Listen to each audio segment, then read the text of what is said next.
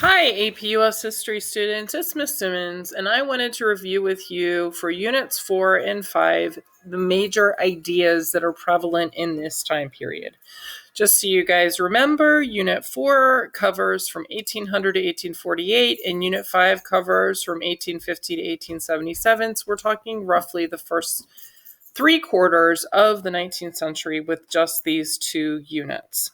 And while where I got the information to put in this particular Google Slides is from this timeline, which you should be able to find on your Google Classroom. The timeline that is labeled right up here, ideas for units 4 and 5. So let's get started. As I open this up and present this, one of the major common ideas that is a thread throughout these two units is the notion of democracy and the changing nature of democracy. When we started this unit in 1800, Thomas Jefferson had just been elected as the third president of the United States, and we see a real shift and growth of who is participating in this democracy.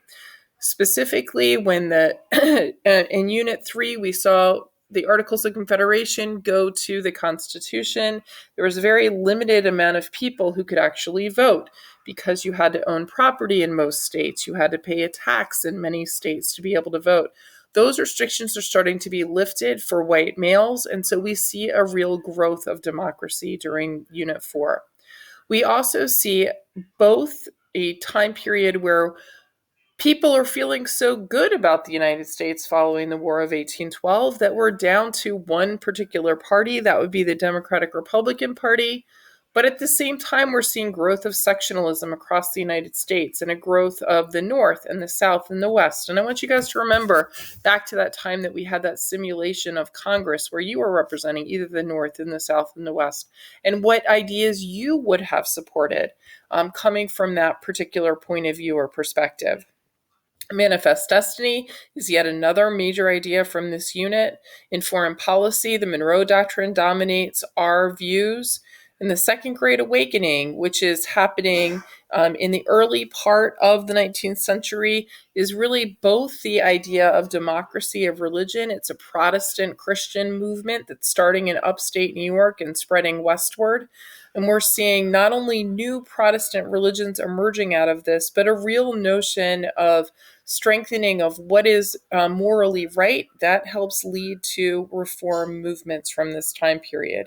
In Unit 5, which is really the lead up to the Civil War and Reconstruction itself, kind of the underlying theme throughout that entire time period is the notion of what does it mean to be a citizen of the United States? Who is a citizen?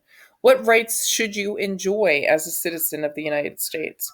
Radical Republicans certainly have their view of what it meant to be a citizen of the United States, and they're going to be putting forth those ideas during both the Civil War and in the Reconstruction time period. So let's talk about these each a little bit more in depth.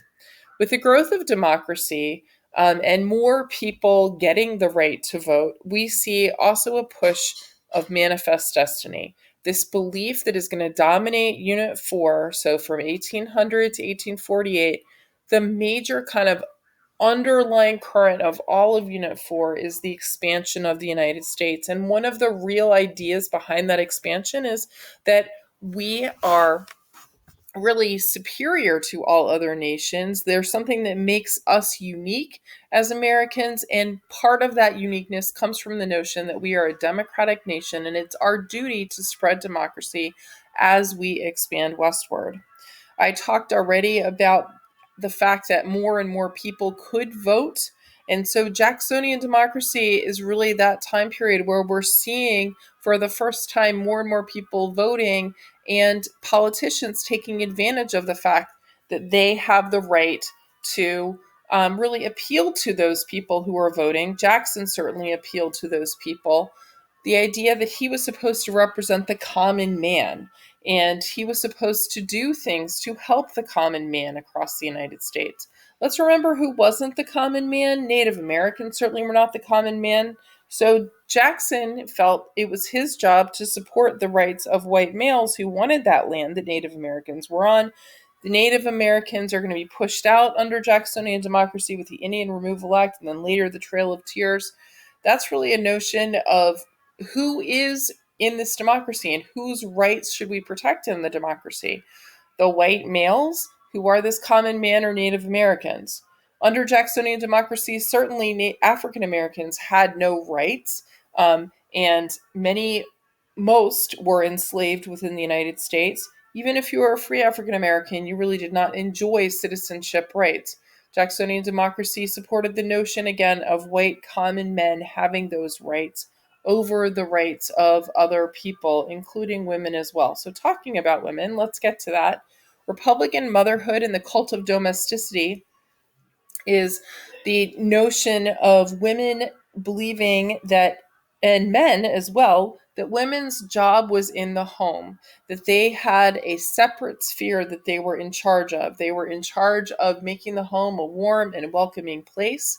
And the idea that that was their job, to be in control of that separate sphere. Tied into that is the idea of, again, Republican motherhood. That's also true of Unit 3, but it's continuing right on into Unit 4, Unit 5, and beyond. The role of Republican mothers means that it's your job to raise virtuous citizens who are going to vote and potentially even hold office. Another major idea that is kind of connected to democracy, that's an idea here, is the idea of nativism. Who should have the right of citizenship?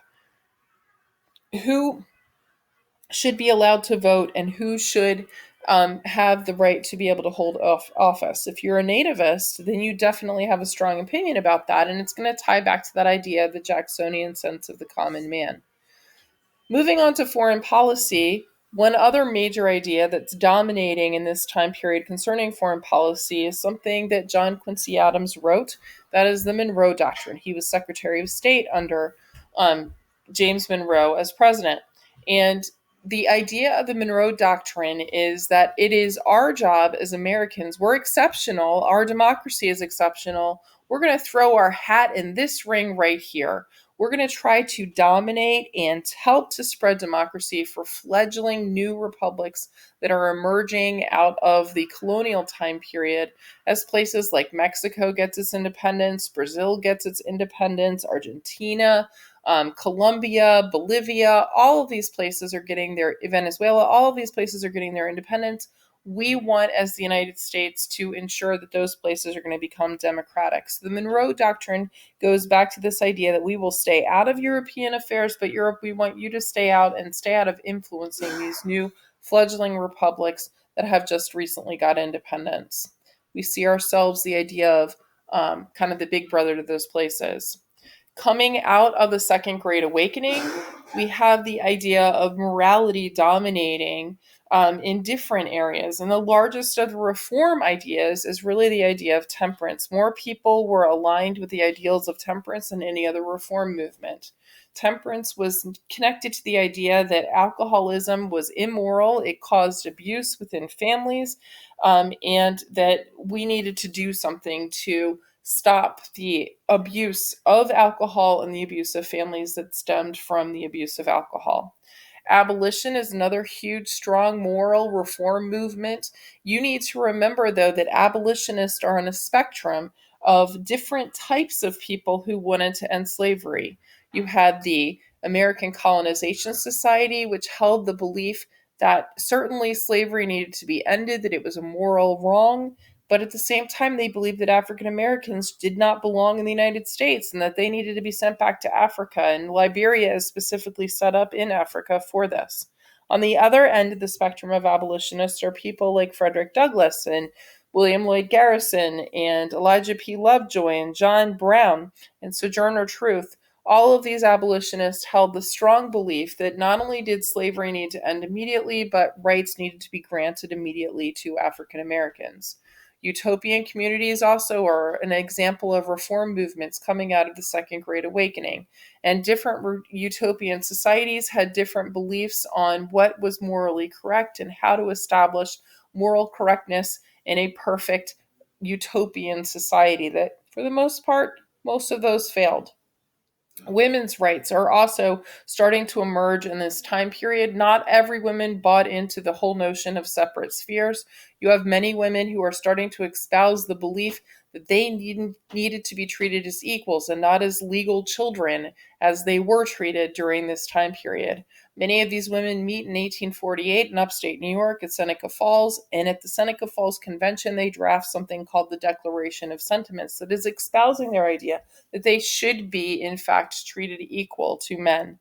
Education reform is another idea, the idea that we need to be able to educate people in a republic, that maybe it needs to happen outside of the home as well, and the notion that maybe educators need to be educated themselves before they become educators. And we need to do things beyond corporal punishment to try to keep students' rapt attention and trying to focus them and motivate them to learn. Citizenship beyond Unit 4 and Unit 5 is tied into the notion of the Civil War. I think one of the major undercurrents of the Civil War is the notion of citizenship. What rights do citizens have?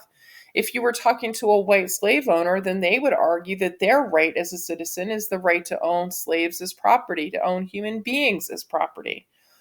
However, I think we can all agree that that shouldn't be a right that citizens of the United States should be granted. And the other notion there is the idea of abolitionists, that in fact that no American should have the right to own another human being as their enslaved person. Citizenship is connected also to democracy in terms of who are we going to listen to? Are we going to listen to the individual states? Are we going to listen to the federal government? And whose ideas should prevail? Also, what rights do citizens have? We can see this specifically in as we get more land and with Manifest Destiny, specifically the Missouri Compromise of 1820 is really going to divide over this issue of where slavery should exist and which citizens should have the right to own slaves and which citizens should not have the right to own slaves. Specifically, the Missouri Compromise of 1820 on this top map, you can see Missouri here came in as a slave state. It's green like these other slave states. Maine, when Missouri came in as a slave state in 1819, Maine was divided off from Massachusetts and came in 1820 to balance out in Congress, and that is our compromise. The major lasting part of this compromise is this 3630 parallel line right here, which is going to divide the rest of the Louisiana Purchase territory and say that everything south of this line is going to be slave, everything north of it is going to be free. And it really divides that notion of citizens here should not own slaves. Citizens here have the right to own slaves if they so wish. When California comes in as a free state after the Mexican Cession and after the gold rush, what we're really also seeing is a further compromise in government over the issue of slavery and citizenship and what rights do citizens have and slavery itself.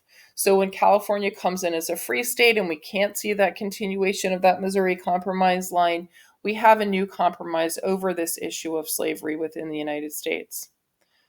Also espousing the ideas leading up to the Civil War of that notion of citizenship are people like Dred Scott himself, who has this very strong belief that he, as a person born in the United States, has the right to be free, especially since he was taken out of slave land and brought into free territory. The Supreme Court disagreed with him and denied him that right and said that he was not a citizen of the United States, even though he was born in the United States. John Brown also has this idea. Remember, he's incredibly religious. He believed that God spoke to him personally.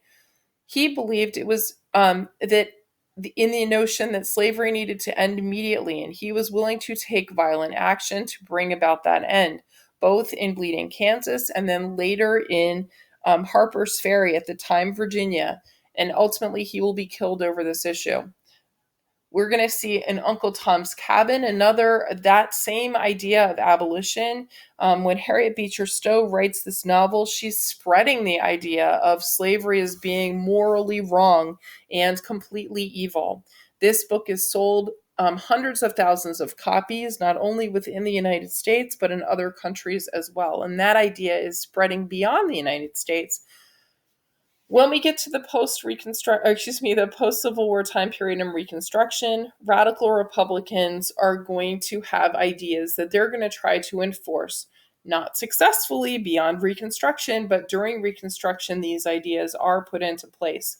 The idea that African Americans should be granted full rights as citizens and, in fact, should have some sort of restitution. So they established the Freedmen's Bureau, which is there to educate African Americans and also to make sure that African Americans are getting jobs and food in the time of distress following the Civil War. They also write and pass and get ratified the 13th, 14th, and 15th Amendments, the 13th, which ends slavery, the 14th, which extends citizenship to all people born within the United States. This is answering that Dred Scott question, and the 15th Amendment, which gives African American males the right to vote. Women who largely had connected, if you were a woman who fought for women's rights, you would have supported abolition, most likely. But women are breaking away in support of the 15th Amendment because they wanted the 15th Amendment to directly include women as well. And the radical Republicans have the notion that in order to get these ideas, especially the 13th through the 15th Amendments passed, that they're going to use military reconstruction to enforce these things. Okay, that's what I've got for units 4 and 5 with ideas. I will talk to you guys later, and have a great day, APUSers.